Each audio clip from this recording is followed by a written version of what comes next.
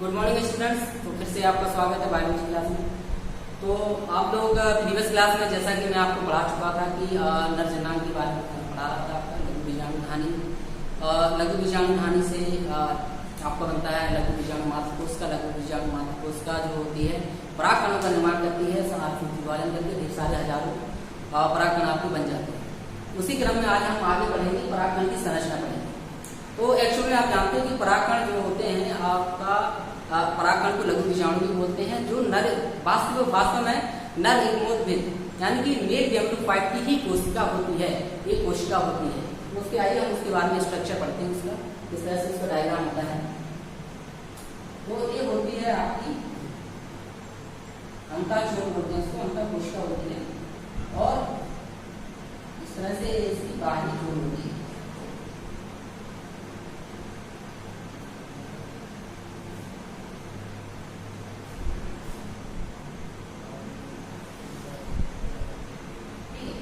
ये आपका इसके अंदर की अंतःक्षोभ होती है, वाली इसे बोलते हैं अंतः, यानी कि इंटाइन बोलते हैं। हिंदी में लिखेंगे तो उसको अंतःक्षोभ बोलेंगे।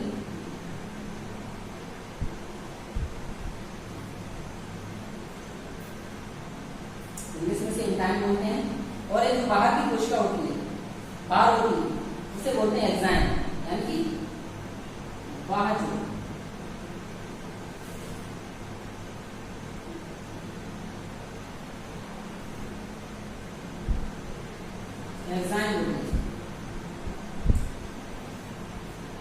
ये आपका जो इसमें होते हैं बढ़ती केंद्र होता है, जनन केंद्र होता है। ये जो होते हैं कोर्स होते हैं, ये जनन क्षेत्र होते हैं,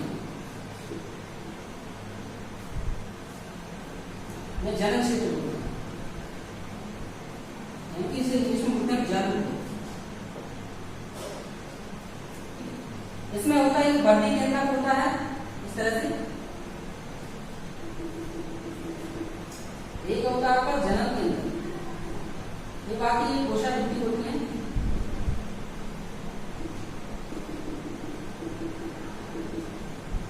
ये आपका जनन केंद्र हो गया।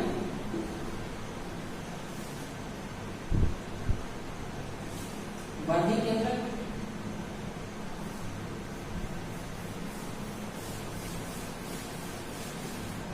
ये आकार वर्धी केंद्र तो होता है, वर्धी कोशिका उसके अंदर कोशिका के अंदर केंद्र होता है। तो वर्धी जो केंद्र होता है क्या होता है, तो उसको वर्धी केंद्र की जो कोशिका होती है वो बड़ी होती है, आकार का वो बड़ी होती है। जैसे जनन केंद्र की जो कोशिका होती है, जनन कोशिका जो होती है क्या होती है आपकी छोटी होती है, स्मॉल साइज की होती है।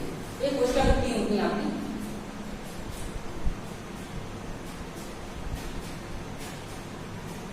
आप इसे सेगमेंट बोलते हैं, तो आपकी रिक्तियां होती हैं।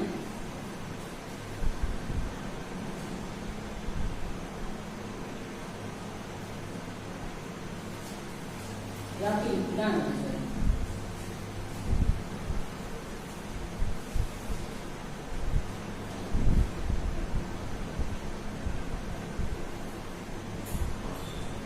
वैक्यूम वैक्यूम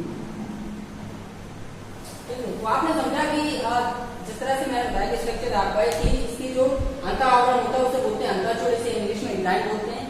जो बाहर छोड़ होती है, बाहर सुरक्षा कवच होता है, बाहरी सुरक्षा कवच होता है, वो होता है बाहर छोड़ होता है एक्साइन होता है।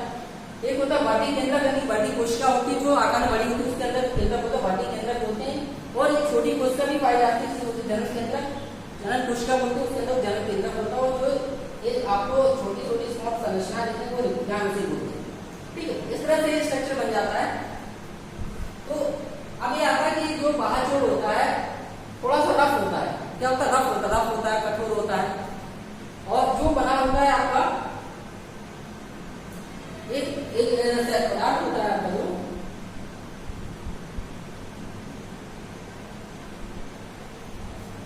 बाहर छोड़ जो होता है आपका क्या होता है, खुरदरा टाइप होता है, खुरदरा होता है, कठोर होता है। तो मैं इसमें डिस्क्राइब करते हैं कि बाहर छोड़ होता है,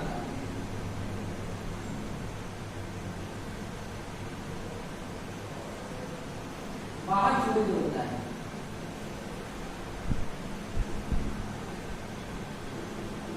ये कठोर होता है,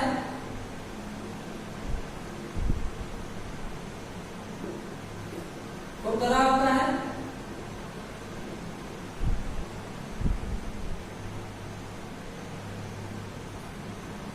रफ होता है। और किससे बना होता है? स्पोरोपोलेनिक पदार्थ होता है, स्पोरोपोलेनिक।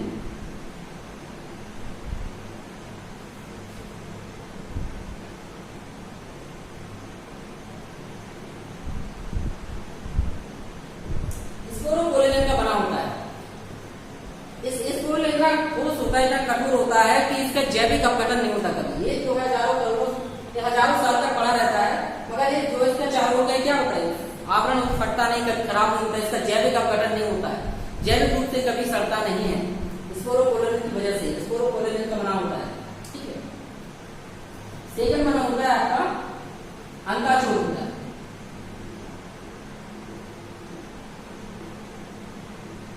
इसे बोलते हैं एंटाइन। ये आपका क्या होता है? मुलायम होता है और सॉफ्ट होता है, मुलायम।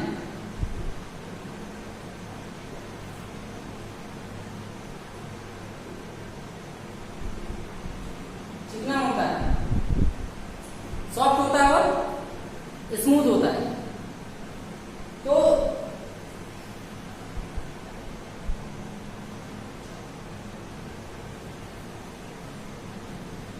मुलायम होता है, आपका चिकना होता है, ठीक है, सपाट होता है, खुरदरा नहीं होता, सपाट होता है।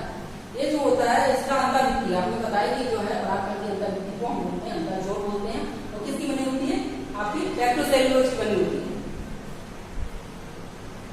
एक केमिकल पदार्थ होता है, रासायनिक पदार्थ होता है टेक्टोसेलुलोज, टेक्टोसेलुलोज।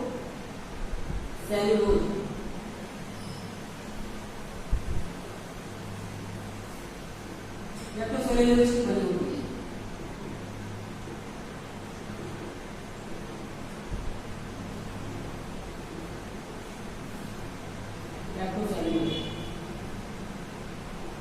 टेक्टोसेलुलोज की बनी होती है, ठीक है। और यही अंताचोर बाद में पराग नलिका बनने में सहायता प्रदान करता है, सहायक होता है, इसी से पराग नलिका बन जाती है, ठीक है।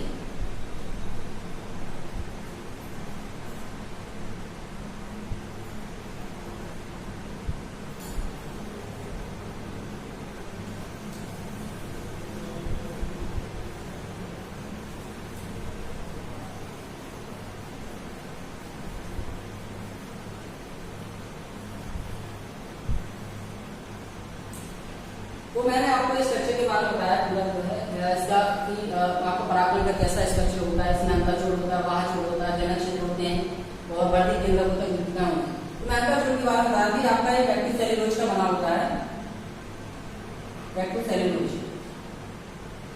इसको याद रखिएगा, एग्जाम में पूछा जाता है, बहुत इंपॉर्टेंट है। स्पोरोपोलेनिन का बना होता है, एग्जाम में पूछा जाता है वन वर्ड जो आपको ऑब्जेक्टिव क्वेश्चन आते हैं, जो प्रश्न आते हैं, उसमें पूछा जाता है कि आपका जो परागकण की अंतःचोर होती है कौन से केमिकल, कौन से रासायनिक पदार्थ से बनी होती है? टेक्टोसेलुलोज से बनी होती है। जो बाह्यचोर होती है किससे बनी होती है? स्पोरोपोलेनिन की बनी होती है, ठीक है। ये आपको याद रखना चाहिए। स्पोरोपोलेनिन का जैविक अपघटन है कि इसका बायोलॉजिकली रूप से इसका अपघटन नहीं होता है, कभी खराब नहीं होता, सड़ता नहीं है, ठीक है। तो जो अंतःचोर होती है आपकी पराग नलिका बनने में सहायता करती है, सहायक होती है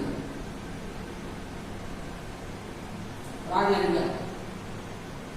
यही पराग नलिका बाद में जब कहाँ चली जाती? बीजांड के अंदर चली जाती। जब परागकण आपके वर्तिका को पहुंचते हैं, तो जब जर्मिनेट करता है आपका परागकण, जर्मिनेशन करते हैं, अंकुरित होने लगते हैं, तो ये पराग नलिका बन जाती है। वो कहाँ चलती है? बीजांड में चली जाती है। जब इसमें जो जनक केंद्रक में सेल डिवीजन हो जाता है, सेल डिवीजन से दो केंद्रक बन जाते हैं, दो नलिमुख बनते हैं, एक नलिमुख, द्वितीय नलिमुख, दो नलिमुख बनते हैं। वो नलिमुख जाकर बीजांड में क्या करते हैं? फर्टिलाइजेशन करते हैं। तो बाद में आपको फर्टिलाइजेशन मैं आपको बताऊंगा गुरु बीजाणुधानी, और के बाद जब आपका फर्टिलाइजेशन पार्ट आएगा तो मैं बताऊंगा आपको किस तरह से करता है, ठीक है। और इसके बाद आता है आपका इसके बाद जनक क्षेत्र आते हैं। इन क्षेत्रों का क्या काम है? जो आवृत्तिबीजी पौधे होते हैं उनमें स्पेशली जो एंजियोस्पर्म की बात की, हायर प्लांट्स होते हैं, तो आवृत्तिबीजी पौधे में 3 जनक क्षेत्र होते हैं। ये आपका 1 हो गया, ये आपका 2 हो गया, ये आपका 3 हो गया। ये जनक क्षेत्र होते हैं, 3 जनक क्षेत्र होते हैं। स्पेशली इसका एक विशिष्ट लक्षण है कि आवृत्तिबीजी पौधों में 3 जनक क्षेत्र होते हैं और आपके अनावृत के बीजी पौधों में एक ही जनन क्षेत्र होता है, ठीक है। तो जनन क्षेत्र क्या करते हैं, जनन क्षेत्र का फंक्शन क्या है, तो फंक्शन ये होता है कि जनन क्षेत्र जो होती है आपकी जो बाटी कोशिका होती है, मैंने आपको बताया कि जो अंडाचूर होती है एक बाद में क्या हो जाती है, जब अंकुरण होने लगता है परागकण को, तो इससे जनन क्षेत्रों की परागनलिका बन जाती है। ये जो अंडाचूर होता है परागनलिका के रूप में निकल जाती है। जनन क्षेत्रों में जनन क्षेत्र क्या करते हैं, परागनलिका निकलने में सहायता प्रदान करती है या सहायक होते हैं, ठीक है। ये जनन क्षेत्रों का फंक्शन होता है, ठीक है। इसके बाद आता है आपका जनन केंद्रक होता है, एक होता है बाटी केंद्रक। तो मैंने बताया कि तो आपको परागनलिका में बनने में सहायक हो जाता है। जनन केंद्रक बाद में फर्टिलाइजेशन बाद में सेल डिवीजन करके दो केंद्रक बनाता है, दो नारीमूल बनाता है।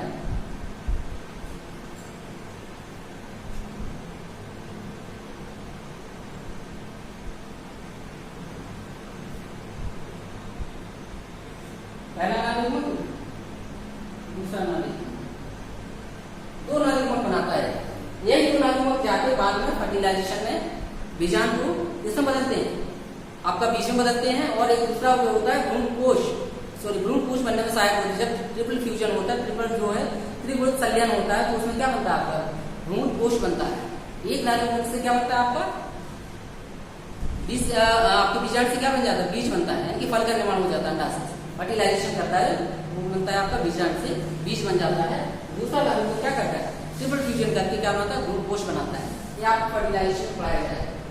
तो आपका तो मैंने आपको बताया कि परागकण जो होता है, स्पेशली परागकण क्या होती है आपकी लघु परागकण को आप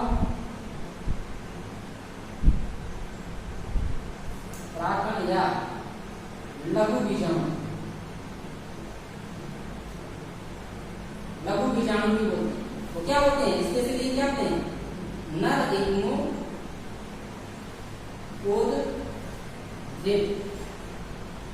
यानी कि क्या होती है, मेल गैमेटोफाइट की कोशिका होती है, मेल गैमेटोफाइट,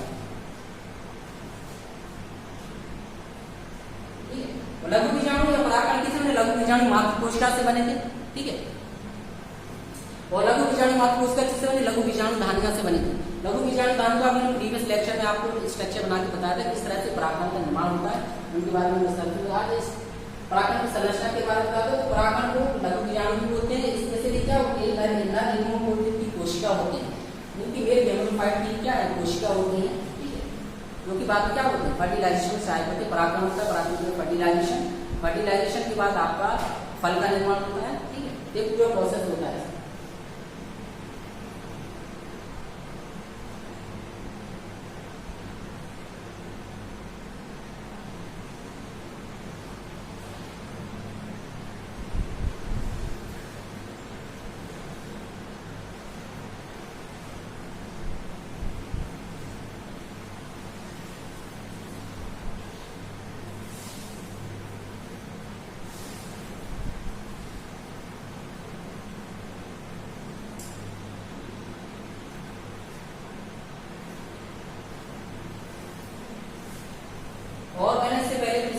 लघु बीजाणु धानु में एक कोशिका होती है, आपको टेबुलम बोलते हैं, 3 स्तर पाए जाते हैं लघु बीजाणु धानु में।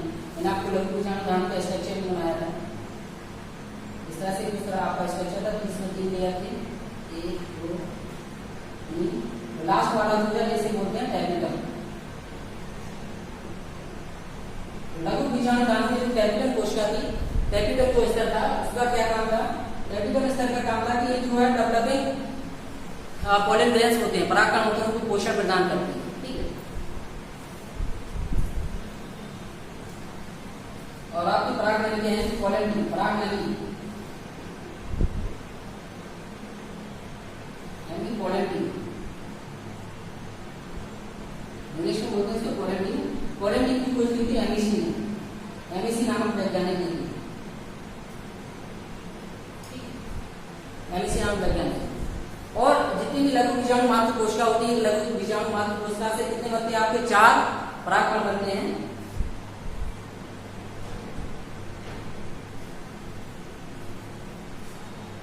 एक लघु बीजाणु मातृ कोशिका से, एक लघु बीजाणु मातृ कोशिका से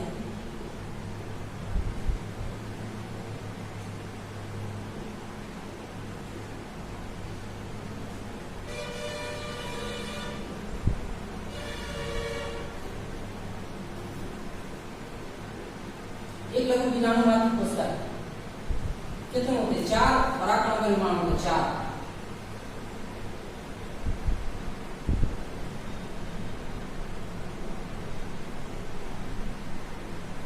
उसी प्रकार 250 लघु बीजाणु मात्र कोशिका से कितना होगा? 1000 परागकणों का निर्माण होगा। एक लघु बीजाणु मात्र कोशिका से अल्पसूत्री विभाजन द्वारा 4 परागकणों का निर्माण होता है। उसी प्रकार 250, अगर इस तरह का क्वेश्चन आता है कि एक लघु बीजाणु मात्र कोशिका से कितने परागकणों का निर्माण होता है, तो वो होता है आपका 4 परागकणों का निर्माण होता है। उसी प्रकार को आप अगर 1 से 4 निकलेगा तो 250 से अपना 250 से 1000 परागकणों का निर्माण हो जाएगा।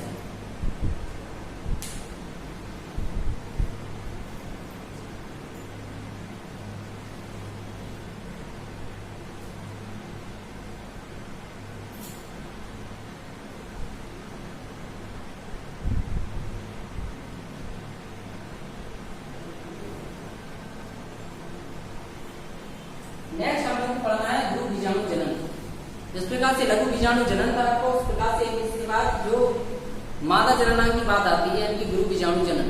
पहले तो आपका लघु बीजाणु जनन था, इसमें आपका परागकण का निर्माण होता है, तो आता है आपका गुरु बीजाणु जनन की मेगा स्पोरोजेनेसिस भी बोलते हैं। उसमें क्या होता है कि गुरु बीजाणु जनन के बाद बीजांड का निर्माण होता है, बीजांड का इसमें परागकण का निर्माण होता है, बीजांड होता है। अन्य कोशिका बनती है, केंद्रीय कोशिका बनती है बहुत सारी, और पृथ्वी की कोशिकाएं बनती हैं, तो उनका निर्माण के बारे में हम पढ़ेंगे, उसमें किस तरह से डेवलपमेंट होता है, किससे क्या होता है। ठीक है, जैसे लघु बीजाणु आपके गुरु बीजाणु बनते हैं, उनकी मेगा स्पोर बनते हैं। वैसे लास्ट में लघु बीजाणु जो होते हैं, गुरु बीजाणु 4 गुरु बीजाणु बनते हैं, जिसमें से 3 नष्ट हो जाते हैं, एक ही डेवलप करता है, जो कि बाद में फर्टिलाइजेशन में काम आता है। तो हम पढ़ेंगे अब गुरु बीजाणु जनन। आप लोग ये डायग्राम, जितने भी डायग्राम से मैंने परागकण का डायग्राम इंपॉर्टेंट है, बीजांड का भी है, लघु बीजाणु जनन है, वो भी बहुत इंपॉर्टेंट है।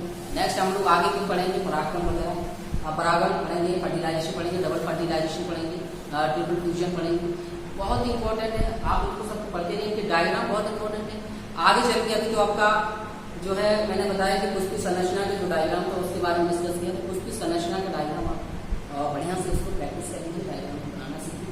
नेक्स्ट आता है आपका फ्रेंड्स आता है परागकणों की, लघु बीजाणु जनन में बताया था उसको, उसका भी डायग्राम है, लघु बीजाणु धानी का डायग्राम, किस तरह से लघु बीजाणु मात्र कोशिका बनती है उसके बारे में आप स्ट्रक्चर में बनाया, उसको भी आप प्रैक्टिस कर लीजिए। नेक्स्ट आता है आपको परागकण की संरचना बताएगी, परागकण की संरचना क्या होती है उनके बारे में पूरा डिटेल से पढ़ लीजिए, एक्साइन इंटाइन के बारे में पढ़ लीजिए, कोशिका जनन, कोशिका जल और सिल्क फंक्शन क्या है, इनके बारे में स्ट्रक्चर को बना के सीखिए। नेक्स्ट हम लोग पढ़ेंगे गुरु बीजाणु जनन, जो कि हम अपने नेक्स्ट लेक्चर में आपको पढ़ाएंगे, यानी कि आपको कल पढ़ाया जाएगा। तब तक के लिए आप लोग अपने पढ़ाई करते रहिए, प्रैक्टिस करते रहिए, डायग्राम्स वगैरह की ऑनलाइन भी करते रहिए, जिससे कि आपको बर्डन ना हो, क्योंकि आप सिलेबस थोड़ा सा लेंथी है, और जब ये सिलेबस ज़्यादा हो जाएगा, आप ज़्यादा नोट्स वगैरह बन जाए, आपका पूरा नोट्स कंप्लीट हो जाएंगे, तो आपको लर्न करने में प्रॉब्लम होगी। इसलिए 1 बाय 1 जैसे चैप्टर फिनिश होता जाए, आप पर डे आप नोट्स बनाइए अपना, और पर डे आप अपने उसको रीडिंग और लर्न करते जाइए, प्रैक्टिस करते जाइए। बहुत ईजी होगा, आसान होगा, एग्जाम टाइम में आप पे हेडेक नहीं होगा, किसी तरह का आपको प्रेशर नहीं आ पाएगा। इसलिए अभी से आप प्रैक्टिस करते जाइए, ज़्यादा समय नहीं है, इसलिए बहुत बढ़िया से प्रैक्टिस करते हैं, जिससे आप ज़्यादा से ज़्यादा नंबर गेन कर सकते हैं। ठीक है, तो नेक्स्ट हम पढ़ाएंगे आपको गुरु बीजाणु जनन। तब तक के लिए आप करते रहिए, सीख रहिए।